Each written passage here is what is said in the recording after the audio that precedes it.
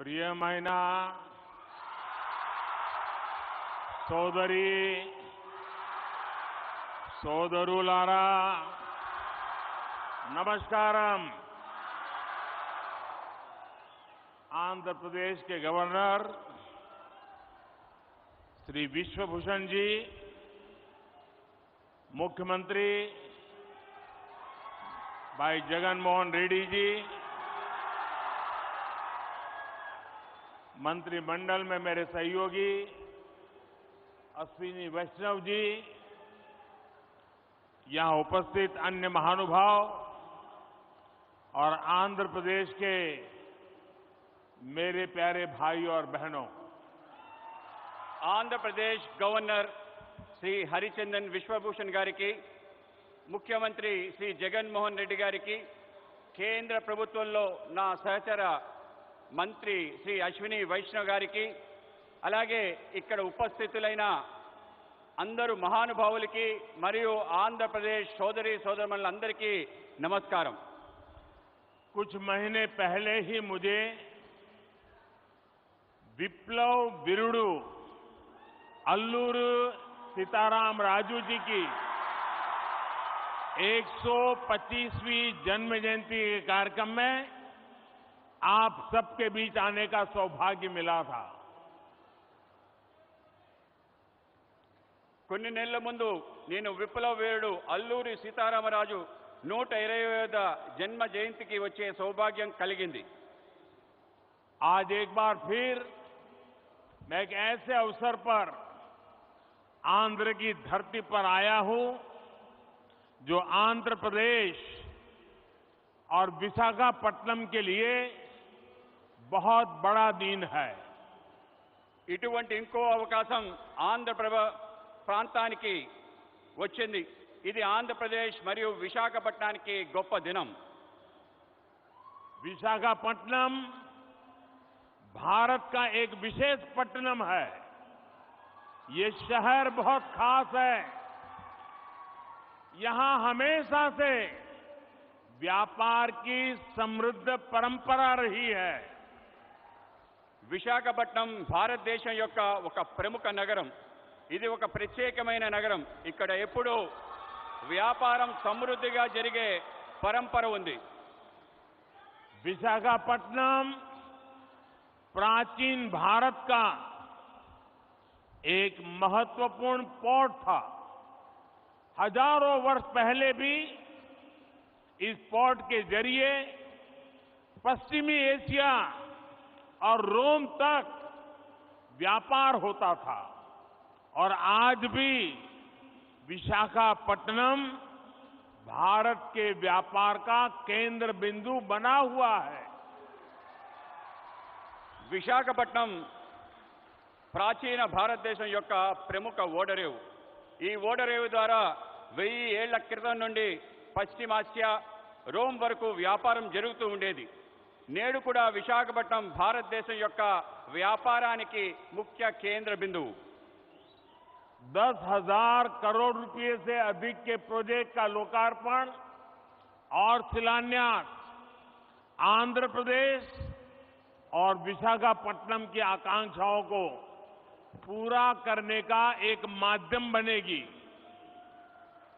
10,000 కోట్ల ప్రాజెక్టులు దేశానికి అంకితం మరియు శంకుస్థాపన చేసే ఆంధ్రప్రదేశ్ మరియు విశాఖపట్నం ప్రజల ఆకాంక్షల్ని పూర్తి చేసే మాధ్యంగా ఉంటుంది।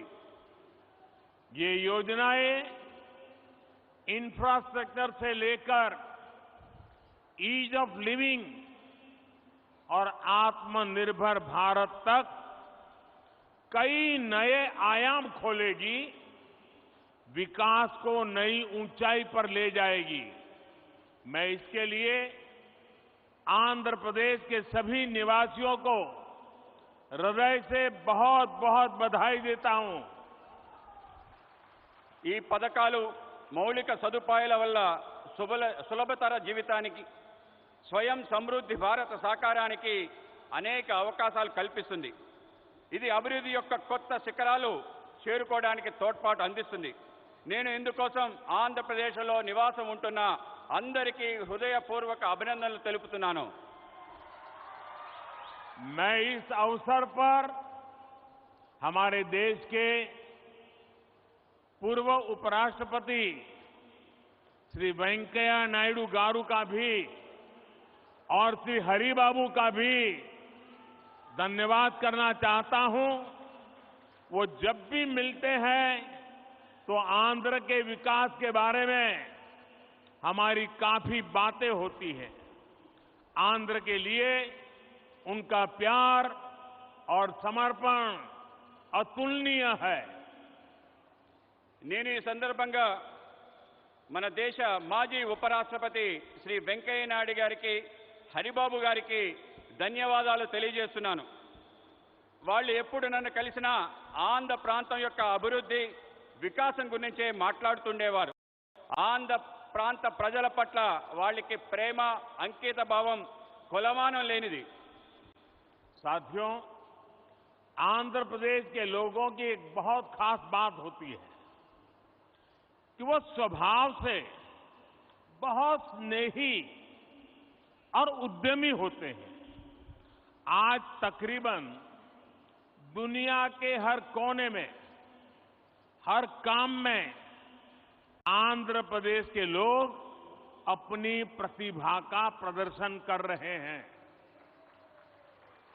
మిత్రులారా, ఆంధ్రప్రదేశ్ ప్రజలకి ఒక ప్రత్యేకత ఉంది.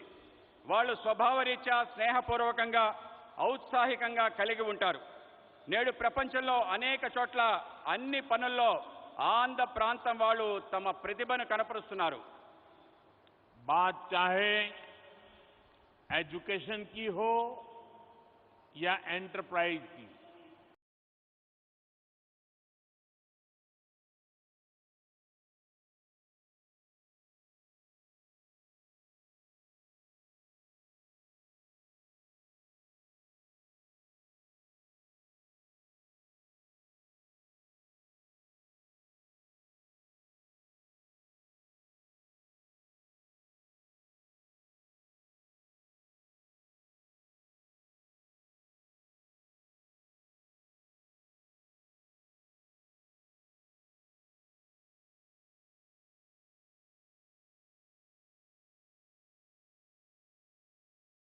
के मिलनसार व्यवहार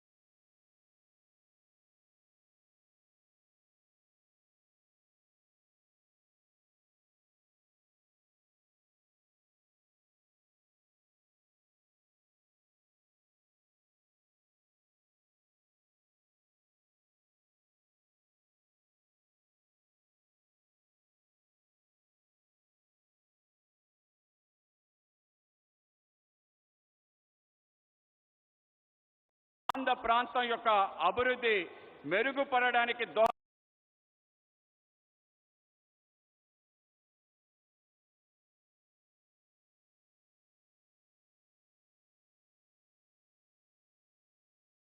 लक्ष्य को लेकर विकास के रास्ते पर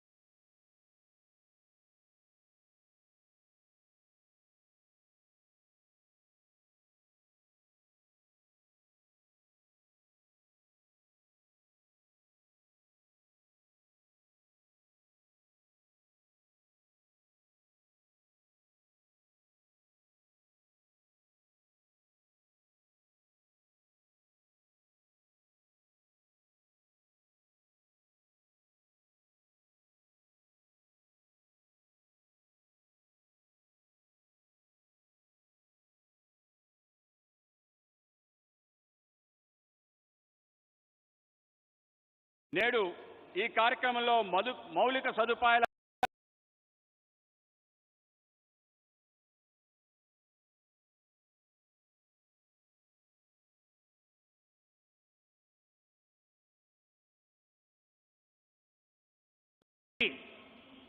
ऐसे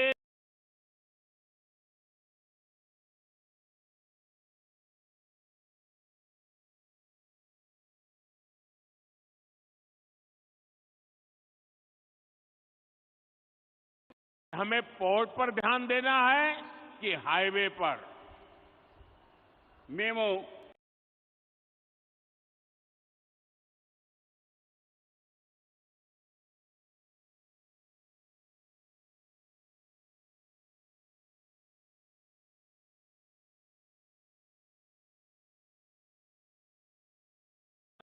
इस आइसोलेटेड व्यू से देश को भारी नुकसान उठाना पड़ा। इससे सप्लाई चेन पर असर पड़ा और लॉजिस्टिक्स का खर्च बढ़ गया। మౌలిక సదుపాయాల్లో ఇటువంటి లోపభూయిష్టమైన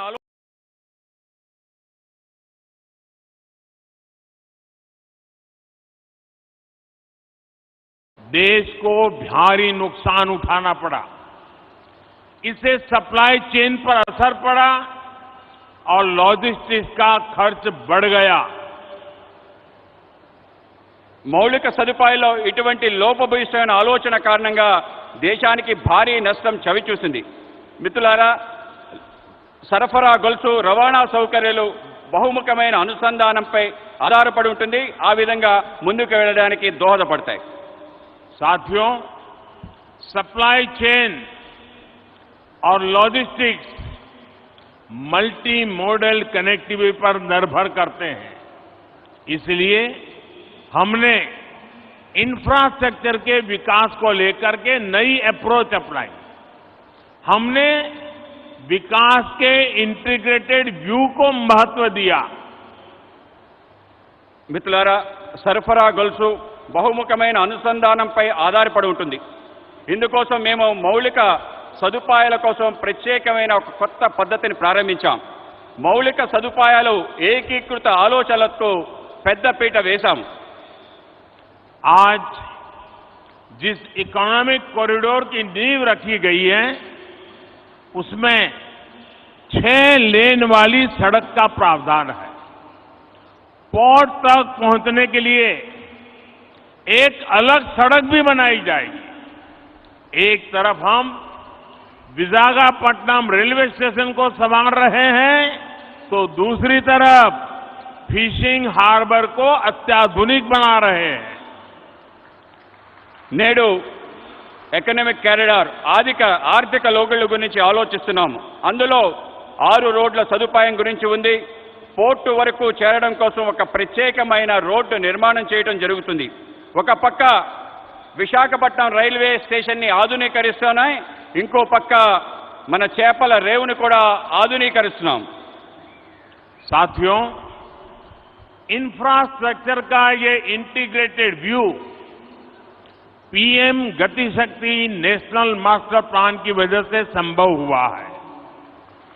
गति शक्ति प्लान से न सिर्फ इंफ्रास्ट्रक्चर निर्माण की रफ्तार तेज हुई है, बल्कि इससे परियोजनाओं पर लगने वाला खर्च भी कम हुआ है। మిత్రులారా, మౌలిక సదుపాయాల ఏకీకృత ఆలోచన కారణంగా ప్రధానమంత్రి గతిశక్తి జాతీయ ప్రణాళిక కారణంగా జరుగుతుంది. మిషన్ గతిశక్తి ద్వారా మౌలిక సదుపాయాల వేగం పెరుగుతుంది. దీంతో పాటు అనేక ప్రాజెక్టులపై జరిగే ఖర్చు బాగా తగ్గుతుంది. मल्टी मॉडल ट्रांसपोर्ट सिस्टम ही हर शहर का भविष्य है और विशाखापट्टनम ने इस दिशा में कदम बढ़ा दिया है। మల్టీ మోడల్ లాజిస్టిక్స్ బహుముఖమైన రవాణా వ్యవస్థ ప్రతి నగరం యొక్క భవిష్యత్. విశాఖపట్నం కూడా ఈ దశగా ముందడుగు వేస్తుంది. मुझे मालूम है कि इन परियोजनाओं का आंध्र के लोगों को लंबे समय से इंतजार था और आज जब ये इंतजार पूरा हो रहा है तो आंध्र प्रदेश और इसके तटीय क्षेत्र एक नई रफ्तार के साथ विकास की इस दौड़ में आगे बढ़ेंगे। నాకు తెలుసు మీరు ఈ యొక్క ప్రాజెక్ట్స్ కోసం ఆంధ్ర ప్రజలు ఎంతో కాలం నుంచి ఎదురు చూస్తున్నారు. ఈరోజు మీ నిరీక్షణ పూర్తయిన సందర్భం ఆంధ్రప్రదేశ్ మరియు తీర ప్రాంతం యొక్క కొత్త వేగంతో అభివృద్ధి దిశగా ఉరకలు వేస్తుంది. साथियों, आज पूरी दुनिया संघर्ष के नए दौर से गुजर रही है। कुछ देशों में जरूरी सामानों की किल्लत है तो कुछ देश ऊर्जा संकट से जूझ रहे हैं। तकरीबन हर देश अपनी गिरती अर्थव्यवस्था को लेकर परेशान है। మిత్రులారా, ఈరోజు ప్రపంచం మొత్తం కష్టాల్లో ఉంది. కొన్ని దేశాలకు నిత్యావసర సరుకులు కొరతతో ఇబ్బంది పడుతున్నాయి. కొన్ని దేశాలు इंधन संक्षोभन और इसे सिर्फ आप ही महसूस नहीं कर रहे हैं बल्कि दुनिया भी बड़े गौर से आपकी तरफ देख रही है। కానీ ఇటువంటి కష్టకాలంలో భారతదేశం అనేక సవాళ్ల మధ్య కొత్త ఎత్తులు చేరుకుంటుంది. భారతదేశం ఒక సరికొత్త అభివృద్ధి చరిత్ర రాస్తుంది. ఇది కేవలం మనం అనుభవిస్తుందే కాదు, ప్రపంచం మొత్తం మన వైపు చూస్తుంది. आप देख रहे होंगे कि कैसे एक्सपर्ट और बुद्धिजीवी भारत की प्रशंसा कर रहे हैं। आज भारत पूरी दुनिया की उम्मीदों का केंद्र बिंदु बन गया है। మీరు చూస్తున్నారు, ప్రపంచం భారతదేశంలో ప్రముఖులు అనేక మంది మేధావులు ప్రశంసిస్తున్నారు. ఇది మీరు చూస్తున్నారు. నేడు భారతదేశం ప్రపంచం మొత్తం యొక్క ఆశల యొక్క కేంద్ర బిందువుగా మారింది. ऐसा इसलिए संभव हुआ है क्योंकि आज भारत अपने नागरिकों की आशाओं, आवश्यकताओं को सर्वोपरि रखते हुए काम कर रहा है। हमारी हर पॉलिसी, हर फैसला सामान्य मानवी के जीवन को बेहतर बनाने के लिए है। ఇది ఎందుకైందంటే ఇప్పుడు భారత్ వాళ్ళ పౌరుల యొక్క ఆకాంక్షలను, ఆశల్ని ప్రధానంగా తీసుకొని పనిచేస్తుంది. మా ప్రతి విధానం, మా ప్రతి నిర్ణయం సామాన్య మానవుడి యొక్క జీవితాన్ని మెరుగుపరచడం కోసమే. आज एक तरफ PLI scheme, GST, IBC, national infrastructure pipeline, गति शक्ति जैसी पॉलिसी की वजह से भारत में निवेश बढ़ रहा है तो दूसरी तरफ गरीबों के कल्याण के लिए चलाई जा रही योजनाओं का लगातार विस्तार हो रहा है। నేడు ఒక పక్క పీఎల్ఐ స్కీమ్, జీఎస్టీ, ఐబీసీ, జాతీయ మౌలిక సదుపాయాలు, పైప్లైన్, గతిశక్తి వంటి పాలసీలు వల్ల భారతదేశంలో పెట్టుబడులు పెరుగుతున్నాయి. మరోపక్క పేదవాళ్ల కళ్యాణం కోసం అనేక పథకాలను అమలు చేస్తున్నాం. వాటిని నిరంతరం పెంచుకుంటూ పోతున్నాం. विकास की इस यात्रा में आज देश के वो इलाके भी शामिल हैं जो पहले हाशिए पर होते थे। सबसे पिछड़े जिलों में भी एस्पिरेशनल डिस्ट्रिक्ट प्रोग्राम के जरिए विकास से जुड़ी योजनाएं चलाई जा रही है। అభివృద్ధి యొక్క ఈ ప్రయాణంలో దేశంలో అనేక ప్రాంతాలు, అట్టడుగు ప్రాంతాలు కూడా చేర్చబడ్డాయి. ఆకాంక్ష జిల్లాల కార్యక్రమంలో వెనుకబడ్డ జిల్లాల్లో అనేక రకాల అభివృద్ధి కార్యక్రమాలు అమలు చేస్తున్నాం. देश के करोड़ों गरीबों को पिछले 2.5 साल से मुफ्त अनाज दिया जा रहा है। पिछले 3.5 साल से पीएम किसान योजना के जरिए किसान के खाते में हर वर्ष सीधे 6,000 रुपये पहुंच रहे हैं। దేశంలో కోట్లాది మంది పేదవాళ్లకు గత 2.5 సంవత్సరాలుగా ఉచిత బియ్యం ఇస్తున్నాము. గత 3.5 సంవత్సరాల నుండి ప్రధానమంత్రి కిసాన్ సమ్మాన్ నిధి ద్వారా రైతుల ఖాతాల్లో నేరుగా 6,000 రూపాయలు చేరుతుంది. इसी तरह सनराइज सेक्टर से जुड़ी हमारी पॉलिसी की वजह से युवाओं के लिए नए अवसर बन रहे हैं। ड्रोन से लेकर गेमिंग तक, स्पेस से लेकर स्टार्टअप्स तक हर क्षेत्र को हमारी पॉलिसी की वजह से आगे बढ़ने का मौका मिल रहा है। అదేవిధంగా సన్ రైజ్ సెక్టర్స్ యొక్క ఆలోచన కారణంగా యువతకి కొత్త అవకాశాలు లభిస్తున్నాయి. అది డ్రోన్ మొదలు గేమింగ్ వరకు, అంతరిక్షం నుండి అంకురాల వరకు అన్ని క్షేత్రాల్లో మా పనుల కారణంగా ముందుకు వెళ్ళడానికి అవకాశం దొరుకుతుంది. साथियों, जब लक्ष्य स्पष्ट होते हैं तो आकाश की ऊंचाइयां हो या समुद्र की गहराइयां, हम अवसरों को तलाश भी लेते हैं और तराश भी लेते हैं। आज आंध्र में मॉडर्न टेक्नोलॉजी के जरिए डीप वाटर एनर्जी को निकालने की शुरुआत इसका एक बड़ा उदाहरण है।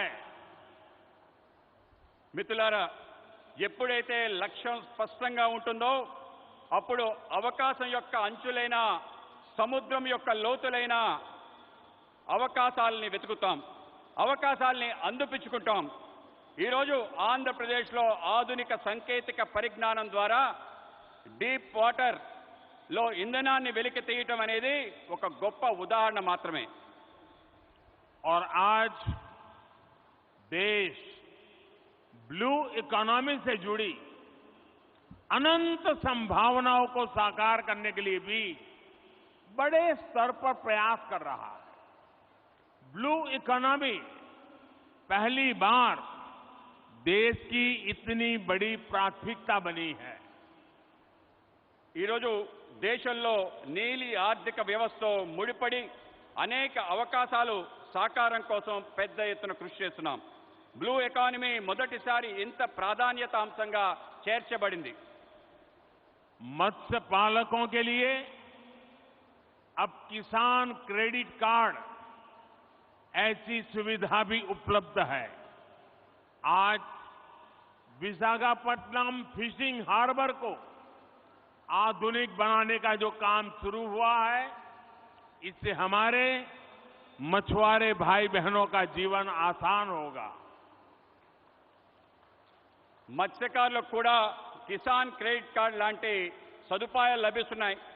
ఈరోజు విశాఖపట్నం యొక్క మత్స్యరేవు ఆధునీకరణ పని ప్రారంభమవుతుంది. దీనివల్ల మత్స్యకార సోదరి సోదరుల యొక్క జీవితం సులభతరం అవుతుంది. जैसे जैसे गरीब की ताकत बढ़ेगी और आधुनिक इंफ्रास्ट्रक्चर से जुड़े अवसरों तक उसकी पहुंच होगी, विकसित भारत का हमारा सपना भी पूरा होगा। ఎప్పుడెప్పుడైతే పేదవాళ్ల శక్తి పెరుగుతుందో, ఆధునిక సదుపాయాలు వాళ్ళకి చేరుతాయో, వికసించిన భారత యొక్క మన కల పూర్తవుతుంది. साथियों, समुद्र सदियों से भारत के लिए समृद्धि और संपन्नता का स्रोत रहा है और हमारे समुद्र तटों ने इस समृद्धि के लिए गेटवे का काम किया है। आज देश में पोर्ट लेड डेवलपमेंट के लिए जो हजारों करोड़ रुपए की परियोजनाएं चल रही है, भविष्य में उनका और विस्तार होगा। మిత్రులారా, సముద్రం పూర్వకాలం నుండి భారత్ యొక్క సమృద్ధి సంపద తేవటంలో ఆధారంగా ఉంది. సముద్ర తీరాలు మన సమృద్ధి యొక్క ముఖ్య ద్వారాలుగా మారాయి. ఈరోజు దేశంలో రేవులు, భూములు, అభివృద్ధి వేల కోట్ల రూపాయలలో ప్రాజెక్టులు నడుస్తున్నాయి. ఇవి భవిష్యత్తులో మరింతగా విస్తరిస్తాయి. विकास की इस समग्र सोच को आज 21वीं सदी का भारत धरातल पर उतार रहा है। मुझे विश्वास है आंध्र प्रदेश देश के विकास के इस अभियान में इसी तरह बड़ी भूमिका निभाता रहेगा। అభివృద్ధి కోసం ఇటువంటి సమగ్రమైన ఆలోచన 21వ శతాబ్ది యొక్క భారతదేశం వాస్తవ రూపంలో అవతరిస్తుంది, వాస్తవ రూపంలో తీసుకొస్తుంది. నాకు విశ్వాసం ఉంది, ఆంధ్రప్రదేశ్ దేశం యొక్క వికాసంలో పెద్ద భూమిక ప్రదర్శించబోతుంది. इसी संकल्प के साथ आप सभी का एक बार फिर बहुत बहुत धन्यवाद। ఇటువంటి సంకల్పంతో మీ అందరికీ మరోసారి హృదయపూర్వక ధన్యవాదాలు. मेरे साथ दोनों हाथ ऊपर करके पूरी ताकत से बोलिए, भारत माता की జై, भारत माता की జై, भारत माता की జై. बहुत बहुत धन्यवाद।